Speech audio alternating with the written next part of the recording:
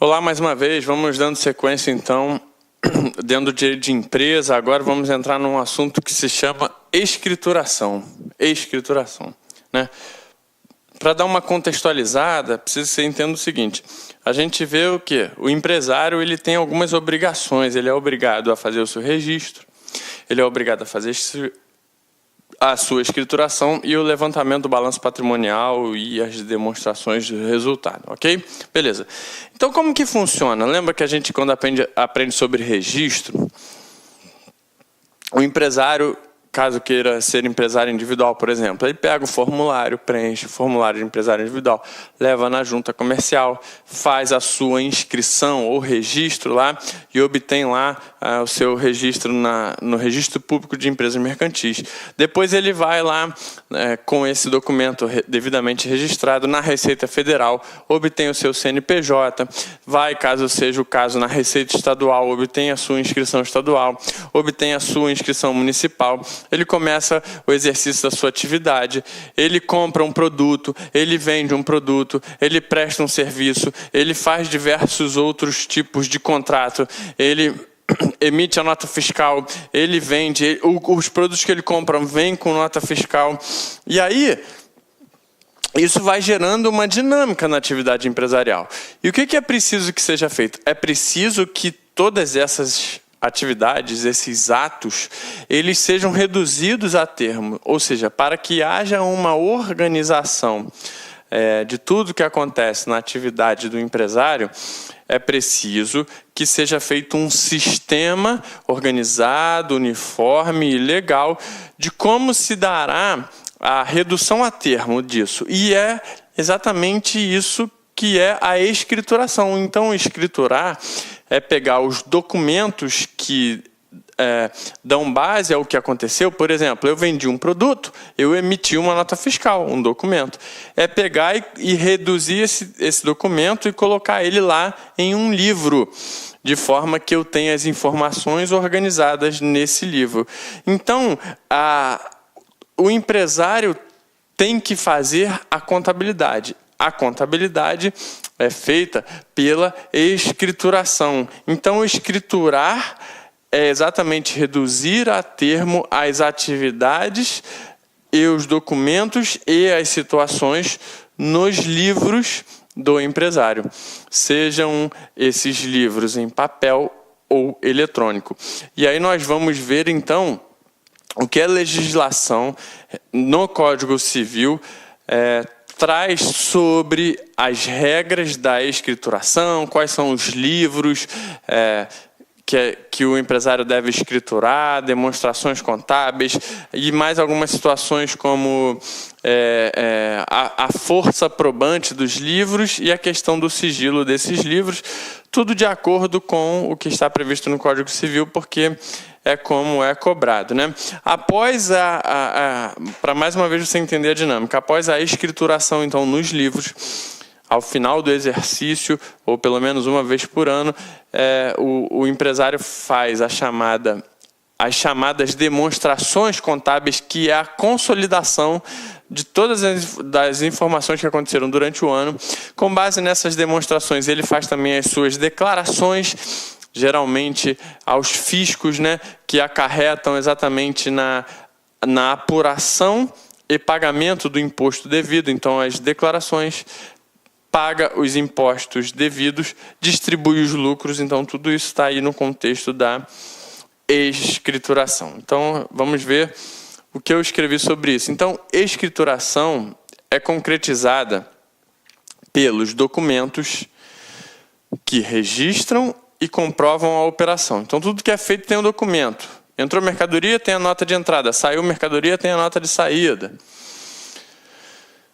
É concretizada pelos documentos. Não apenas isso, a escrituração tem a ver com os livros contábeis e fiscais. Vamos ver os pormenores da legislação do Código Civil sobre livros empresariais ou livros comerciais, que contém de maneira organizada a escrita desses documentos. A escrituração pelas declarações enviadas ao fisco que ensejam o pagamento dos impostos e, por fim, pelas demonstrações contábeis. Então, Dito isso, a gente precisa saber o seguinte: a escrituração tem 3 funções principais. Que funções são essas? A função gerencial, que tem a ver com o desenvolvimento da atividade, com o controle das operações e tomadas de decisão. Controle das operações, então o empresário precisa estar o tempo todo tomando decisão e controlando, sabendo, e a escrituração auxilia ele na questão gerencial. A escrituração tem uma função gerencial que tem a ver com tomada de decisão. Ok? Ainda, a escrituração tem função documental. Aqui a função documental tem a ver com o interesse de terceiros. Interesse de terceiros. Ou seja, alguém que queira investir precisa ter acesso aos documentos, aos livros, para saber se é um bom investimento ou não. Aqueles que já investem, para saber se estão obtendo o lucro devido, de acordo com aquilo que está sendo escriturado. Os sócios têm interesse, credores, fornecedores. E, por fim, como função da escrituração, nós temos a função fiscal, que é aquela que interessa aos órgãos de fiscalização e que decorrem exatamente na cobrança e arrecadação de impostos. Então, uma maneira que os fiscais têm de apurar se um determinado imposto está sendo devidamente pago de acordo com a legislação tributária é exatamente o acesso que ele terá à escrituração e à contabilidade feita pelo empresário, ok? Então vamos ver aí o que o Código Civil fala sobre isso. Olha aí em cima, diz assim, ó, o empresário faz a escrituração por quê? Porque ele é obrigado por lei. Então, além daquelas funções, a lei o obriga a fazer a escrituração como regra. A gente vai ver que tem alguns casos de exceção. Então, está assim no artigo 1179, diz o seguinte: o empresário e a sociedade empresária são obrigados, em regra, a seguir um sistema de contabilidade, que é exatamente a escrituração, seguir um sistema de contabilidade. Mecanizado ou não, né? Um tempo atrás era muito comum ver escrituração à caneta, num livro em papel, ou o mecanizado da época, que era na máquina de escrever. Hoje em dia está basicamente tudo eletrônico, mas assim continua sendo cobrado em prova. E aí a gente vê, às vezes, questões dizendo só mecanizado, enfim, bancas brincando com esses termos. Com base na escrituração uniforme de seus livros. Então, com base aonde? A contabilidade é feita com base na escrituração, em correspondência com a documentação. Então, a escrituração do livro tem a ver com os documentos. Os documentos são colocados no livro, respectiva. Além disso, o empresário é obrigado a levantar anualmente o balanço patrimonial e o de resultado. Então, aqui alguns detalhes interessantes é que a escrituração uniforme, ou seja, todo mundo faz do mesmo jeito e todos os documentos são registrados do mesmo jeito, não tem que ficar variando. E organizado, existe um conjunto de normas que estipulam como isso deverá ser feito, que você aprende exaustivamente na contabilidade, os CPCs, as instruções normativas, enfim, tudo aquilo lá na contabilidade. Então, fiz um esqueminha aí que reproduz o previsto no artigo 1179, que ajuda a gente a entender. A escrituração, ela é obrigatória que o empresário siga um sistema de contabilizado. Esse sistema de contabilidade, que pode ser mecanizado ou não, e essa contabilidade tem o condão de escriturar livros de acordo com o que está nos documentos fiscais, ou nos documentos de um modo geral, seja fiscal ou não. Além disso, o sistema de contabilidade vai proporcionar que o empresário possa levantar aqui anualmente balanço patrimonial e de demonstração dos resultados do exercício. Então, beleza, vamos lá, dando continuidade. O artigo 1179 ele é comumente cobrado em prova.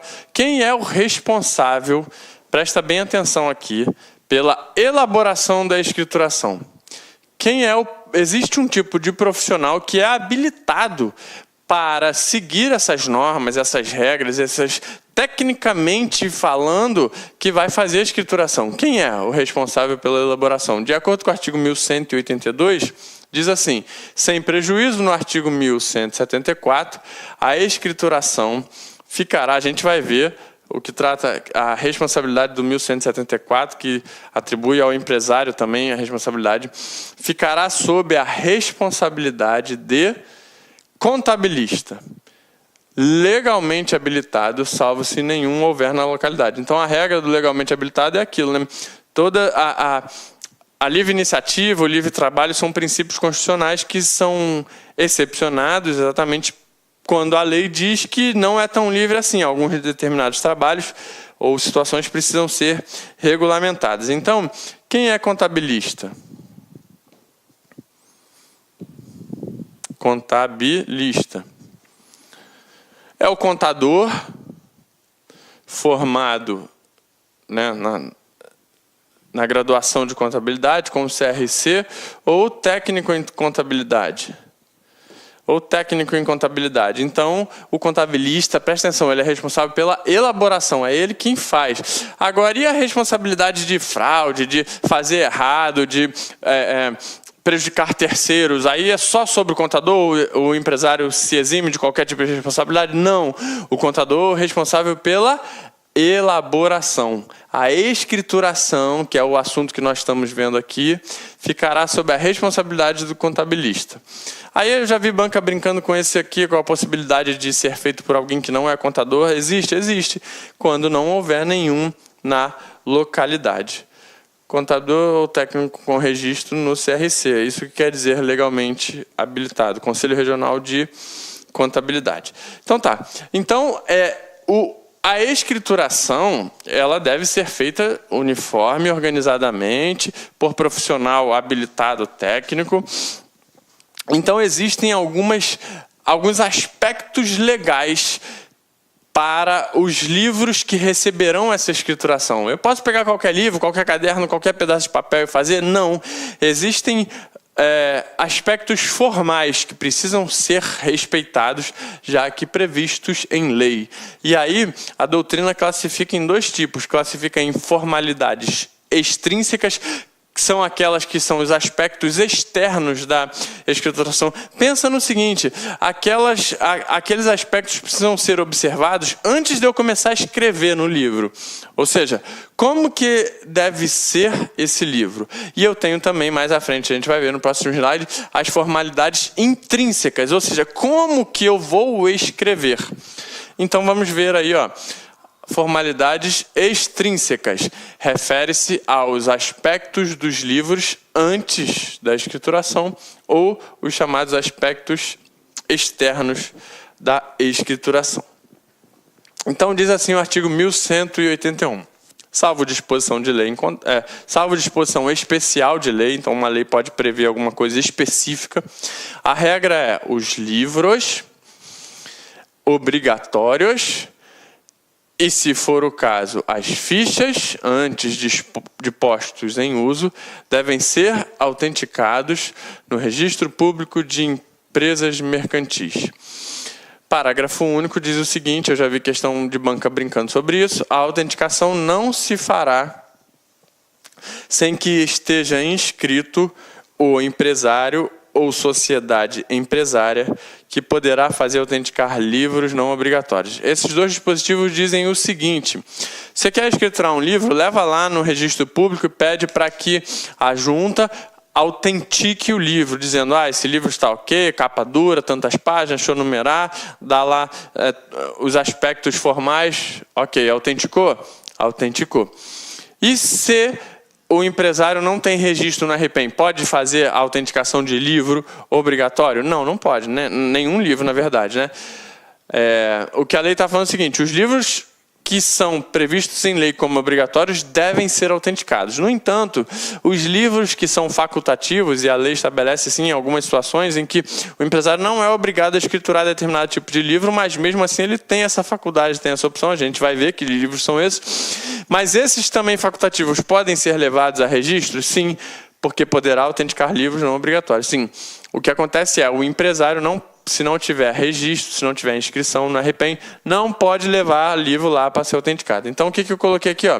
Os livros devem ser autenticados na junta comercial, isso é uma formalidade extrínseca.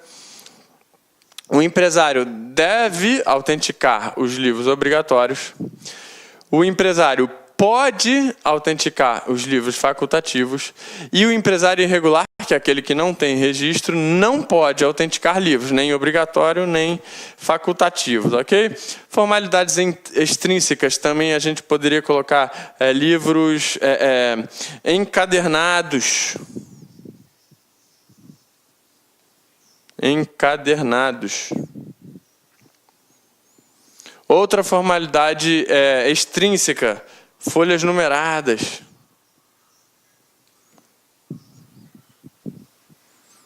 Folhas numeradas, ok?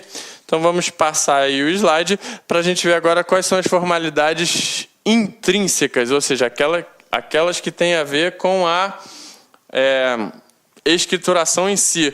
Como que eu coloco? Como que eu escrevo nesse livro? Tem alguma proibição, alguma coisa que eu posso ou não posso fazer? Então, as formalidades intrínsecas referem-se ao conteúdo da escrituração que está na parte interna do livro.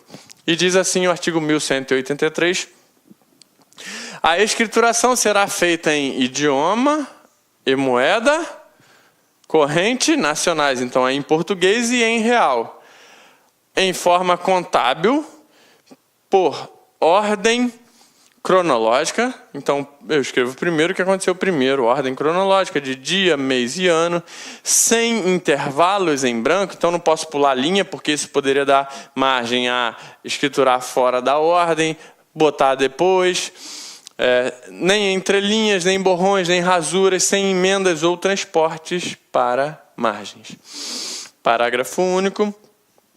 É permitido o uso... Meus amigos, minhas amigas, sou o professor Luiz Antônio de Carvalho e com muito prazer, muita satisfação, estou aqui para convidar vocês a fazer um estudo direcionado, um estudo focado para o concurso da Cefaz Rio Grande do Sul 2018, para o cargo de auditor fiscal da Receita Estadual. Nós aqui da Lá Concursos, este ano 2018, nós fizemos aí nosso planejamento estratégico e decidimos entrar de cabeça em concurso de carreiras fiscais. E nós estamos fazendo, então, programas específicos. Nossa equipe de professores é top de linha, vocês viram a qualidade dessa aula demonstrativa aqui da Lá Concursos. Eu tenho certeza que estudando com planejamento, antecedência e foco, você vai ficar muito competitivo. Este curso nosso, pré-edital, da Secretaria de Fazenda do Rio Grande do Sul, nós temos um prazo de acesso um pouco mais longo, 6 meses. Durante esses 6 meses, é um curso pré-edital, você vai ter direito a todas as atualizações dentro do período de acesso. E vamos supor, você se matriculou hoje, semana que vem o edital foi publicado e está precisando de algum complemento no seu curso. Você pode ficar tranquilo, porque nós aqui da Lá Concursos, quase 10 anos no mercado, quase 10 anos no ar, nós vamos atualizar a custo zero, mas dentro do prazo de acesso. Professor, quanto custa tudo isso? Gente, apenas 10 parcelas de R$60. Você pode ter certeza absoluta que é o melhor custo-benefício do mercado Cefaz Rio Grande do Sul, aqui na Lá Concurso. Falando em Cefaz, nós temos um programa específico para carreiras fiscais coordenados pelo nosso grande mestre, professor André Fantoni. Nós já temos no site disponível, olha só, Cefaz Goiás, Cefaz DF, Cefaz Bahia, Cefaz Rio Grande do Sul e Cefaz Santa Catarina. 5 programas específicos aqui na Lá Concurso. Peço para vocês, mais um pedido, que se inscreva no nosso canal no YouTube e se inscreva também, faça ser nosso seguidor no Instagram. Você sabe por quê? Todas as segundas-feiras, às 19h30, horário de Brasília, nós temos uma live que a gente fala sobre o concurso de carreiras fiscais no Brasil todo. É uma aula, uma correção de uma prova, uma entrevista, alguma coisa nesse sentido. Todas as segundas-feiras nós temos esse canal de comunicação com os nossos queridos alunos do Brasil todo. Bacana, meus amigos? Um forte abraço e espero vocês. Fui, tchau. Clique lá.